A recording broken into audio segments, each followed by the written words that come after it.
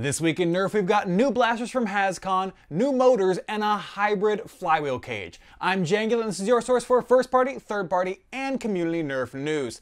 Now, getting right into it, as I mentioned, Hascon happened last weekend, and they revealed a bunch of new blasters. A good amount of these we had seen from leaks, but there were a few that we hadn't, and that was really surprising and really kind of awesome. So I'm not going to talk about the ones that we talked about in the past and have been discussed, and all of that. We're going to talk about the three lines or three blasters that we did not see previously. The first of those is the Rev Reaper, and this is a cool blaster that has a very unique look and style to it. It looks very...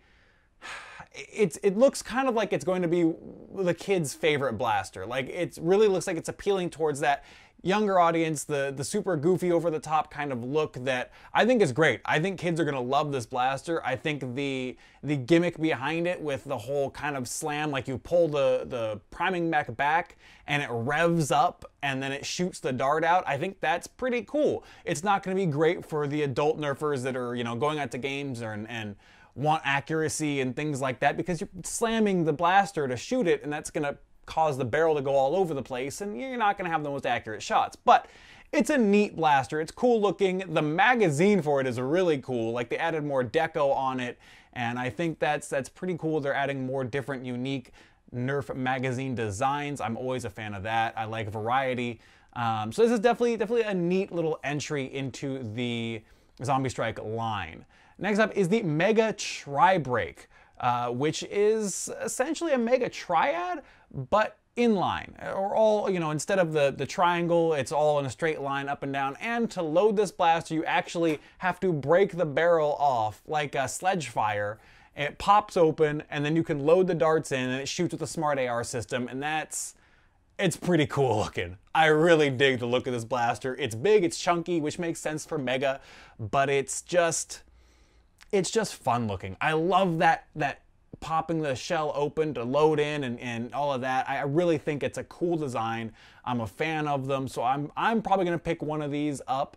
But the ones that have me actually the most interested are the smallest ones, which are the microshots. And these are the Series 1, important to note, the first series of 3 microshot blasters, which are essentially jolts that have a new shell around them to look like other classic iconic blasters. So for the first round, we have the Strong Arm, the Hammershot, and the Fire Strike. And they're just goofy, awesome looking. Like, they're not gonna be expensive. I think they're gonna retail like $7. So they're gonna be pretty affordable, and they're gonna be fun to go out and collect and have just up on display or run around and use them. I know I definitely wanna get my hands on the Fire Strike one. I think I like that one the best. You can also see here an image provided, or an image that someone took during one of the seminars, of some of the silhouettes of other blasters that are gonna be done in the future. And it's cool that we're going to get multiple lines of these, and I really think it's a great step by Hasbro to kind of try and get that collector market as well more involved with Nerf if they already aren't, because these are going to be I'm going to assume they're going to be limited time before the series is put away and the next series comes in, and you won't be able to get those older ones anymore. That's my assumption, based on the fact they're saying Series 1, is that we'll get Series 2, Series 3, so on and so forth, and we won't have access to the older series once they're gone. So I think it's a cool step. I'm definitely going to pick up, I assume, a set of them for myself, and plus probably 1 or 2 to open and run around with and have fun with, because I like my jolt. I like getting jolt tags in games. They're fun. So yeah, that's the 3 kind of things from Hascon that were announced that we didn't really have an idea of. Now, there's also videos up on Drax's channel of hands-on with all of these blasters, so if you want to find those, I'll put a link. If you don't know how to get to his channel already, I'll put a link down there in the description. It was fun to watch all of these and kind of see what they look like and how they actually fit in someone's hands as opposed to just pictures. It's always nice to get that perspective on size. So that's gonna do for Hascon. Let me know what you think about all of that, of course. And let's move on to the next topic, which is Open Flywheel Project announcing they have a hybrid aluminum guide flywheel cage in the works. They posted a picture on Reddit of the, I believe, prototype for this new flywheel cage, and I think it's awesome. This is really cool because guides, dart guides are very popular thing for people that want more accuracy. People have been brassing their flywheel cages and doing things like that. And for those of us that may not want to take that extra step and do that extra work, or are worried we're going to mess it up and screw up a flywheel cage and brass and all that stuff, they go ahead and do it all for you. So these are aluminum guides that are made specifically to fit upcoming flywheel cages that are going to be made or designed by Open Flywheel Project, and then licensed and sold by the same people that have been selling Open Flywheel Project cages for a while now.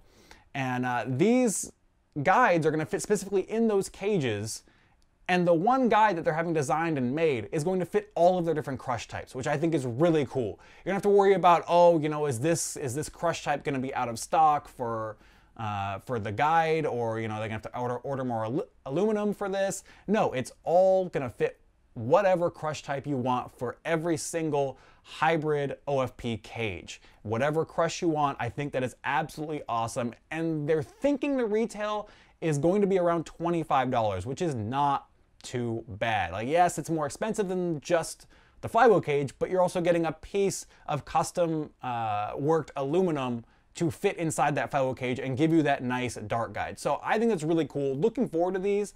I always love seeing improvements in things like consistency, reliability, accuracy. Those kinds of things I really, really enjoy. So I think this is a great step for Open Flywheel Project.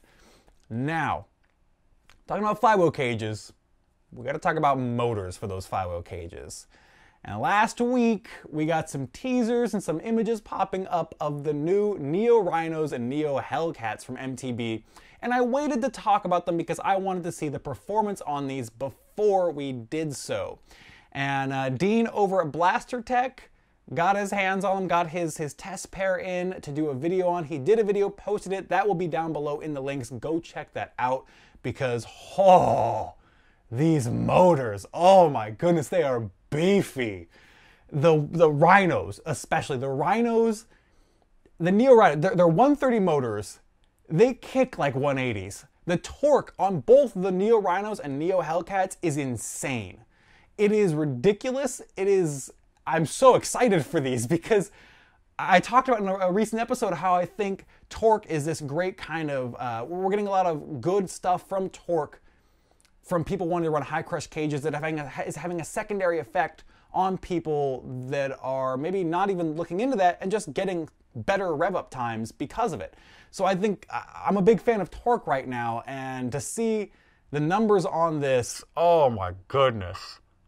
Oh my goodness. It's ridiculous and I love it. And I'm gonna go ahead and link the MTB Facebook post about all these because it has all of the information, all the details. They have graphs in the comments of kind of the specs and everything. The Neo Hellcats are actually the torquiest motor you can get. I believe they said by 25% apparently more torquey than the next motor, which I think is the Cronus X, which is just like, yeah, just watching the video from Blaster Tech, I was pretty amped about them. So these are pretty cool. Now it's important to note the Neo Rhinos are going to be $6.50 USD suggested retail, and the Hellcats are going to be $12 USD suggested retail. So these are going to be maybe a little bit more expensive, but the Hellcats, Neo Hellcats, remember, are going to be the highest torque, highest performing motors we are aware of on the market currently. And they also went ahead and changed out the bushings for micro ball bearings in the Neo Hellcats to just make them better. You can actually read more about that in the post as well. It is important to note as well that the old Hellcats, the original Hellcats, not the Neo Hellcats, are going to be phased out as they are going out of stock and everything, because the Neo Rhinos do everything the old Hellcats do in a smaller size. So there's really no point in keeping them around, which is, it makes sense to me. Why carry extra stock of things that are kind of obsolete now when you have a newer product that does that just as good or better in a smaller package? It just makes sense. These are both 3S motors, as to be expected, as they were in the past. But yeah, these just, I'm so excited by all the new motors coming out. We've had the Fangs with the Cronus X. We've got now the Neo Rhinos, Neo Hellcats. Just, it's like a motor renaissance of just like, oh, this fantastic performance that I'm so excited about. And I love that these companies are just continuing to push and push and push and get us, the community, better and better products. So I love this, and I'm just looking forward to seeing all the crazy builds that are going to come out and hit the scene with these new motors. So that's going to do it. Now, moving on to the mod of the week. Unfortunately, there was a mod I really wanted to feature, but the modder said they would prefer if we waited a week until they finished their video going over all of it, and we'd be able to share that with all of you. So next week I will have that for you. It's something I thought was really cool, really looking forward to. So sorry it's not here this week, but next week hopefully I will have that to share with you. But I do have a video of the week, and that comes to us from Coat Duck, and this is her Battle Racer review.